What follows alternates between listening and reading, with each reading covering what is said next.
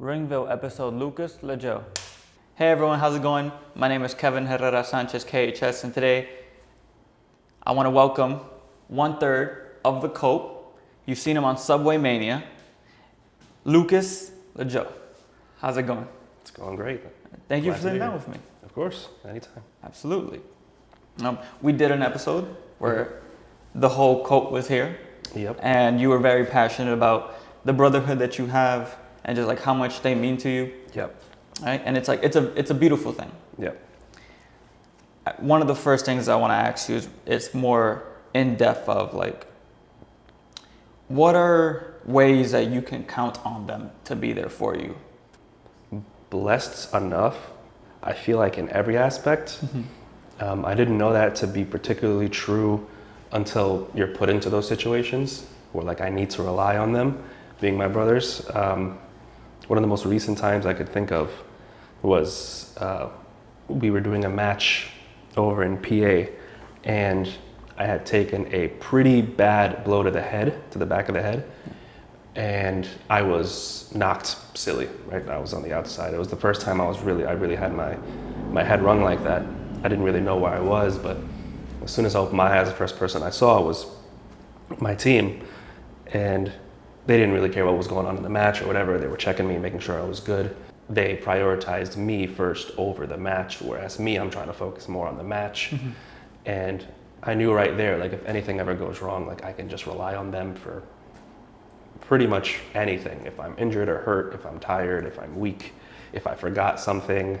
That goes for in and out of the ring. Like if I forgot like gear, which in that show where I injured my head, I did actually forget my gear. I had one of my boys able to lend me his shorts, and we somehow made it work. I looked terrible, but like it's just those kinds of things. Like if I was alone by myself, I wouldn't have had that. I would have just been off the card because I didn't have anything with me. So in a situation like that where you get an injury that kind of knocks you silly, right? Or you're like unaware of what's going on, like how scary is that? Like maybe not in the moment because you're not super focused, but like afterwards when you're kind of coming back and like realizing like, oh, this could have been worse, or this, something bad could have really happened. No, that's exactly what it was. In the moment, I didn't realize how bad it was.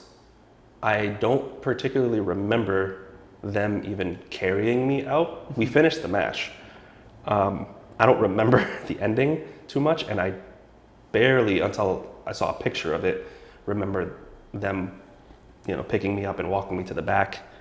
And then one of the only other slight things I remember is Jen, one of our other members, was putting like ice cold water in the back of my head, and it was rough. Like it didn't settle in until after. Okay. Right. So in the middle of it, my adrenaline is still carrying me through everything, and instincts. But it was until after that you're told like, all right, you might be concussed. I'm looking at lights, I'm getting headaches, I'm looking around, I don't really know what's going on, I'm like shivering a little bit.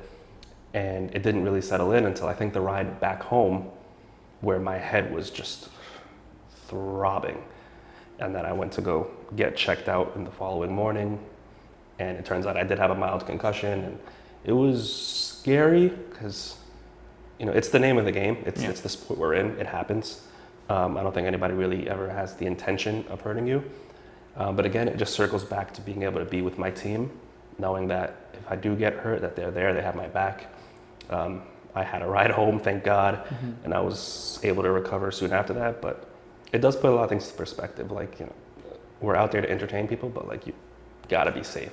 Oh, Anything could happen, and if it does, it does. There's no rewind. There's no, if you break a bone out there, it's broken. Yeah. Right. So you're either gonna stop the match and go, or you're gonna tough it out like a psychopath and continue. That's great. But yeah, that's absolutely true. And there is this sort of like, I don't know if it's super instilled in wrestling now, but like I know like growing up and like reading stories about wrestlers getting injured, there is this kind of pride of like, hey, if you're hurt, like put that to the side for now and just finish the match. Exactly. I think, personally speaking, tremendously stupid. If you're gonna go into a match, you get injured in the middle of a match, if it's serious, I understand the idea of the show must go on, right? That stigma. If the injury is bad, you should stop. right? Health is always first. If you're not healthy enough, you're not going to be able to entertain them again.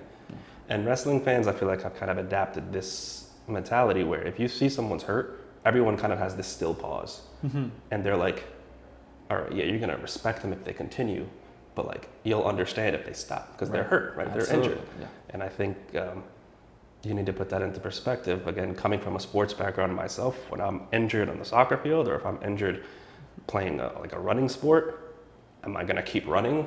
If it's like my leg is inside out, I'm hurt, I'm done. The ref is going to take me out or my coach is going to take me out. Again, it's live, so I understand the idea that people want to just tough it out. And but I've done it before. I've dislocated a shoulder and continued without even knowing. Like it just kind of happens. But I think if you suffer an injury, it's serious, and you're aware of the injury when it's happening, stop. Absolutely. Tell the ref. Yeah. Because then you not only take care of yourself, you also take care of your opponent. Exactly. Because if I'm injured, how am I going to protect you? Like, I don't know. If my shoulder can hold you up, I don't know what's going to happen. You mentioned your sports background. You mentioned that you were like playing soccer, and that's something that you wanted to do. Oh yeah. Did that start when you were a kid? Yeah, it started when it was in my blood. I wasn't born in the States. I was born in Algeria, where that is just the only sport we know. It's just soccer on the street. And then coming to America, I was fortunate enough to live with a bunch of kids that also were very foreign and only knew soccer. So that's all we did growing up. And so it was just in my blood. It was embedded into me. I adored the sport. I played it my whole life. And it was like a serious passion and ambition, like a very, very serious one. Like I was gonna just drop out of school and just chase soccer. I was just I was, not to toot my own horn, but I was damn good at it. Toot your horn. I was really good. I was playing with a lot of other kids that were very good. I was playing for a lot of sports teams and relatively big name teams. And funnily enough, after that, when that passion for soccer kind of died, I was craving something to fill that passion. And when wrestling kind of came at this, I was always a fan of wrestling. But once I actually did it and I started doing it more progressively, I started to feel that passion again from soccer, but translate into wrestling like tenfold. I was like, this isn't an if, ands, or question situation. I have to do this. And that transition was very poetic for me. Are there certain skills that transfer from soccer over to wrestling in any sort of interesting way? Oh yeah, for sure. When I first started wrestling, and even now, I have pretty educated feet. I like to use my legs a lot for my offense. So I like to throw a lot of insecurities, or I'll use my knees a lot. I'm very good at being able to protect my opponent with my kicks because I know where my feet are going to land. Because when I'm kicking a soccer ball, I have to be very precise. I have to angle, and it takes a long time to learn those kinds of things. So a lot of times when you see wrestlers kick each other in the head, sometimes they really are tagging them in the head because they don't know how to aim it. But I kind of know my place and my space to be able to not hurt them or not knock a tooth down their throat or but also make it look very real, very vicious, very strong. And then just the athleticism part of it. I mean, it's cardio. I will admit though, even coming from a soccer background, which many of my soccer friends are going to harp on me about, I'm telling you, there is no cardio that is like being in a wrestling ring, even compared to an enormous soccer field. Oh, really? I could run that soccer field back and forth to a degree. That ring, it just does something different. That cardio, I was not ready for it. It humbled me very quickly because it's a lot of physical, but it's also a lot of mental. Like I'm focusing on where I gotta be and what the crowd is doing. I gotta listen to the crowd, make sure I have them here when they're supposed to be here and not here. I have to make sure that I'm in the right spot for the camera, or make sure I'm in the right spot for this. I have to make sure my opponent's doing the correct thing. I have to figure out what's next in the spot. It's draining. There's no amount of sport outside of wrestling that could have prepared me for wrestling. No way. Transitioning over from soccer to wrestling, what are some of the things that kind of took a little while for you to understand because there was a soccer mentality? For sure, the locker room. It wasn't the actual wrestling part of it. It was the locker room. It's such a different space to be in. Like in soccer, you have your people that are a little bit, egotistical and a little bit like high horsey and things like that.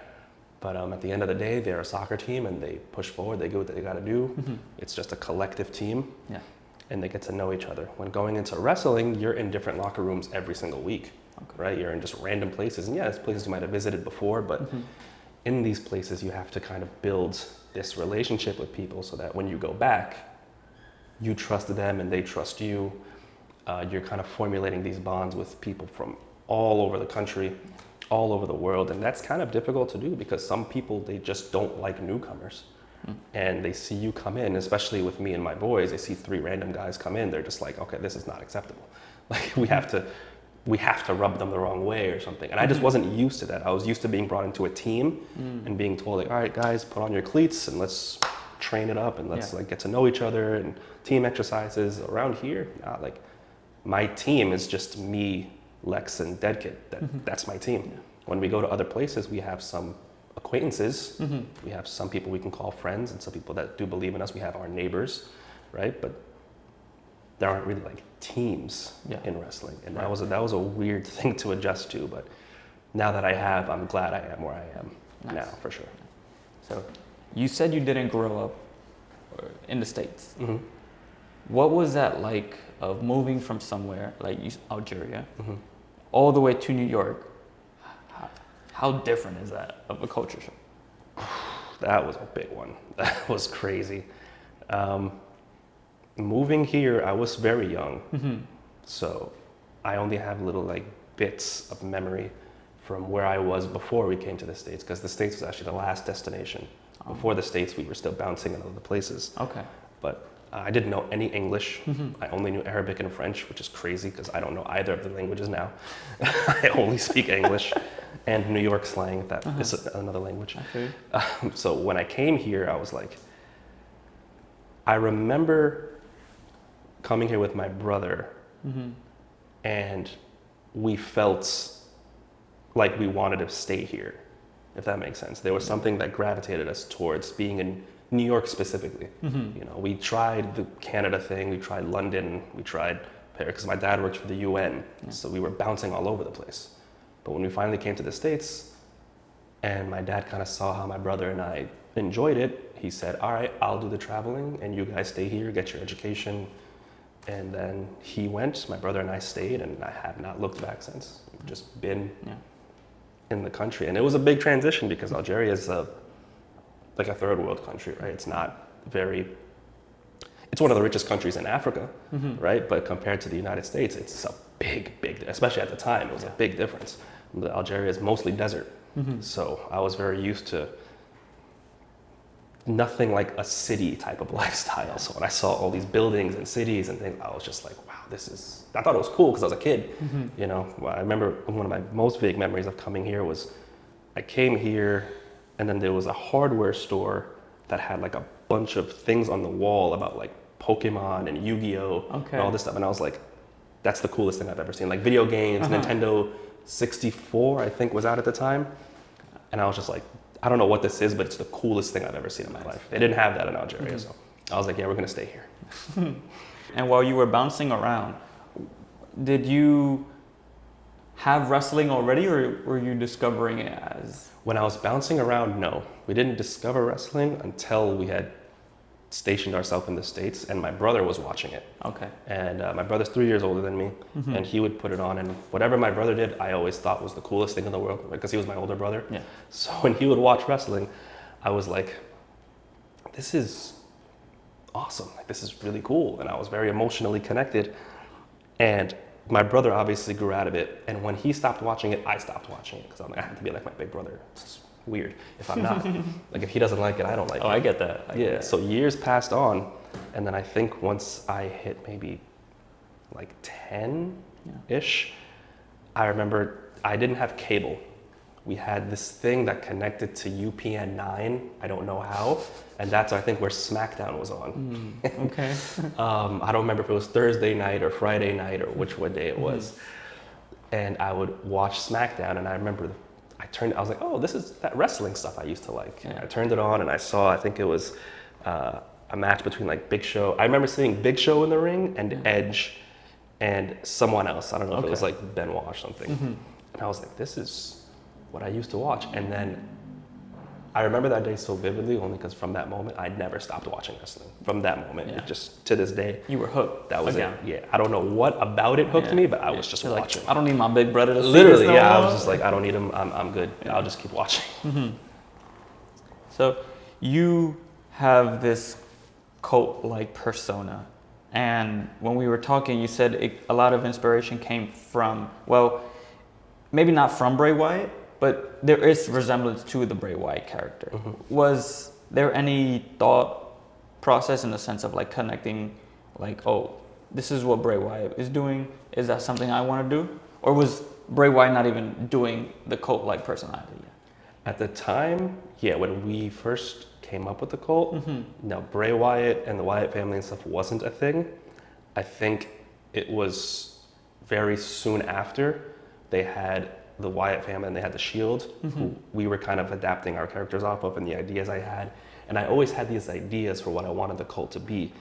And this weird, creative, imaginative mindset that I didn't know how to put onto a screen, right? Because we're just random backyard wrestling. I didn't know what to do. I didn't have a camera knowledge. I didn't have film knowledge. I didn't know what to do, but I knew the ideas I had were incredible, even if they were out of the box and weird. And then when I saw Bray Wyatt and I saw the Wyatt family kind of come to life, and they were portraying so much of what I wanted to do, rather than feel kind of resentment and like sad that, oh, I couldn't do it, I knew that I was justified in my thoughts. I knew that somebody as creative as Bray Wyatt is coming up with this stuff, and I was in that same mentality as a young teenager. And I was coming up with the same, I probably wasn't as good at speaking as he was, but like all the ideas I had, he was portraying. And I was just like, that is literally everything I was thinking. So I know that my mind creatively is in the right place. And from there, it just, rather than use it as resentment, I use it towards more inspiration. Yeah. So when he started doing his thing, I was like, shoot, let me try to do my thing. I think even in one backyard promo I started speaking like him. For what reason, I don't know. But it never got posted, thank God. But like, that's how much after he came out, it solidified my belief for like, all right, the character I want to play and what I do with the cult, it's real. Yeah, it's justified. Somebody as creative as that guy can do it, I can do it. No, absolutely. Especially he's on the biggest platform you can beat. And it's like, and if they're willing to put their trust and backing into a character like that, then it's like, well, why is there any limitations on the indies? Exactly. So going from one character to another character that you play, you are the Undertaker. And Biker Taker on SubwayMania. Did you pick that character, or was that kind of just given to you? The Undertaker somehow I feel like was planned for me since the day I was born. I don't know why. Just like it was just somehow destined and planned. When Tim came to me with the idea of me playing Undertaker for SubwayMania, I was very hesitant. I did not want to do it. I was training professionally at the time. I didn't want to mix the two. You know, wrestling on a train was taboo, things like that. But I was like, the idea of playing Undertaker is so cool, man. Like, it's the Undertaker. Right. Regardless, after enough persuasion, I decided to pick up the hat and the coat and shoot a promo with him. And I decided, all right, this is one of the coolest things I've ever done. And it was just so much fun, like shooting the promos and getting the reactions from people and then actually filming it live and getting people's reactions and having them fan out like I actually am the Undertaker, which I'm not. But they genuinely are like, this is really like Undertaker versus Sting or Undertaker versus Damian Priest in the train and all these things. Like, it's just such a cool feeling to have them be like, to have them feel like it's kind of the real thing. Yeah. That means that people are engulfed in the entertainment. They don't care about what's, the legalities or the realism of it. They just want to be entertained. Absolutely. And that was the coolest thing ever. Yeah. I love playing Undertaker. And that's why you went into SubwayMania, because you saw how much fun your friends were having and just how entertaining they were to other people and just like how the audience was reacting to it. Exactly. Right. Yeah, I was not going to join at all. I was not going to join it. I didn't want to wrestle on the train.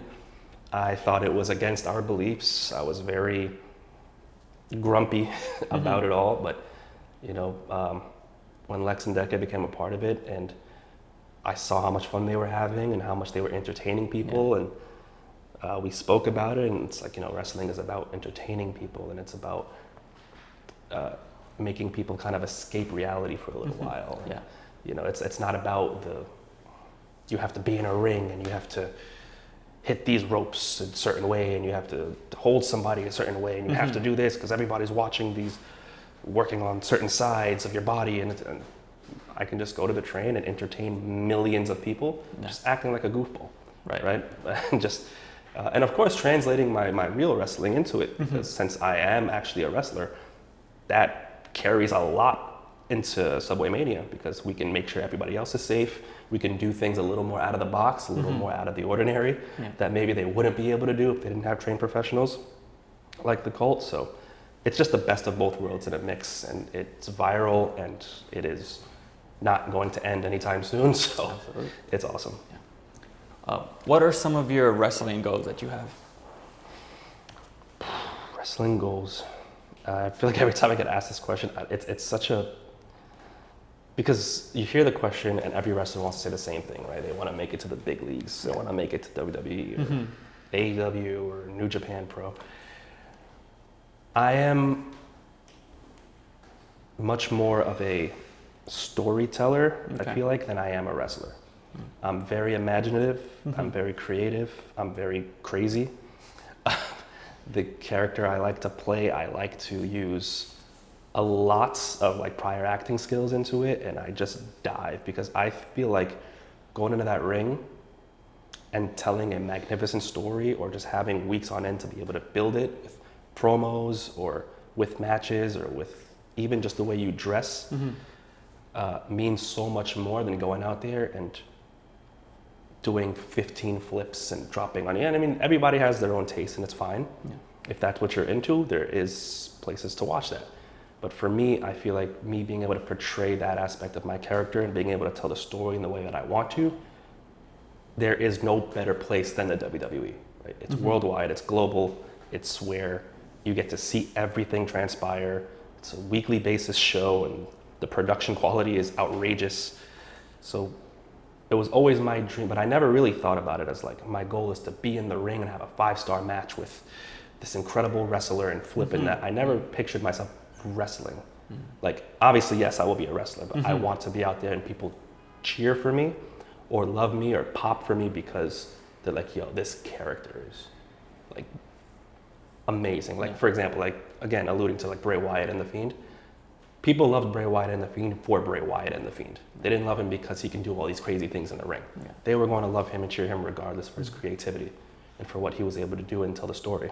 Absolutely. That's what I want to do. And I feel like the best place I can do that is WWE. So I guess my goal, you know, is to make it, you know, to the WWE. I guess. You want to be signed by a big promotion. You know, I am free. Well, thank you very much for sitting down and talking with me. Thank you very much. And it's like, I look forward to seeing the stories you tell in the ring and Thank you out the very ring much as well. Thank you. Of course. Until next time, we out.